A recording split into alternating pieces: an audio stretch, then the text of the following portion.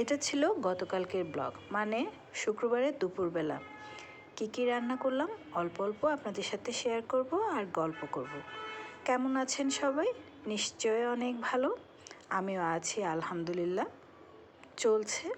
এখন যেহেতু বাচ্চাদের স্কুল বন্ধ, তাই সারা দিন মোটামুটি বেশ ভালো একটা সময় পায়। আর শুক্রবার দিন তো একটু স্পেশাল রান্না করতে হয়, যেহেতু রান্না বাসায় থাকে। তো আমার বাসায় গরুর মাংসটা একটু বেশিই চলে। যারা নিয়মিত আমার ব্লগ দেখেন, আমাকে ফলো করেন, তারা নিশ্চয়ই জানেন।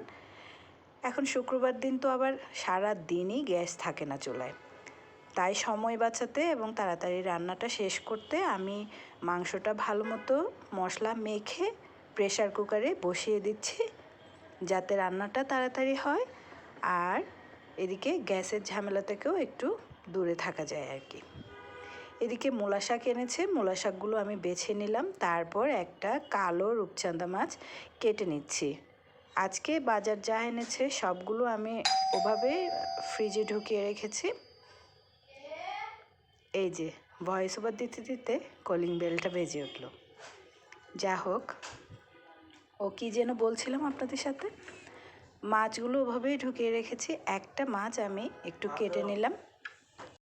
রানার আবদার, এটাকে মুচমুচে করে ভাজতে হবে।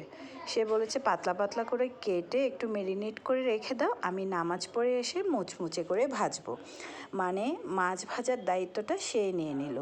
শুক্রবার দিন এই যে ভাজা পোড়ার কোনো কাজ থাকলে না, ওই করে। ও একটু মুচমুচে ভাজা পোড়া তেলে ভাজা খেতে পছন্দ করে।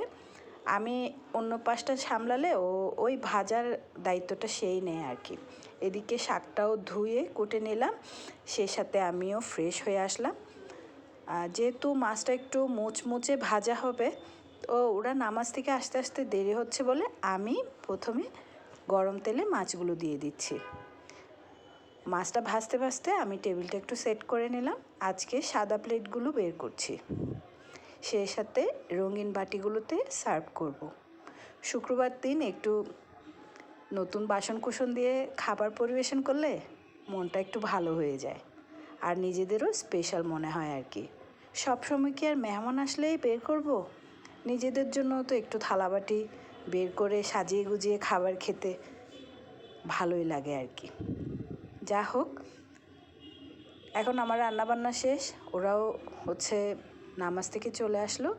ওই নামাজ থেকে আসার পর রান্না ঠিকই চুলার পাশে গিয়ে মাছগুলো নেড়ে ছেড়ে ভেজে সে নিজেই নিয়ে এসছে, বাকিটা আমি পরিবেশন করলাম। তো এই ছিল আমার আজকের ছোট্ট একটা ব্লগ। কেমন লাগলো কমেন্ট করে জানাবেন। আজ তাহলে গল্পটা এটুকুতেই থাক, পরে আবার নতুন করে কোনো গল্প হবে। সবাই অনেক বেশি ভালো থাকবেন। আল্লাহ হাফেজ।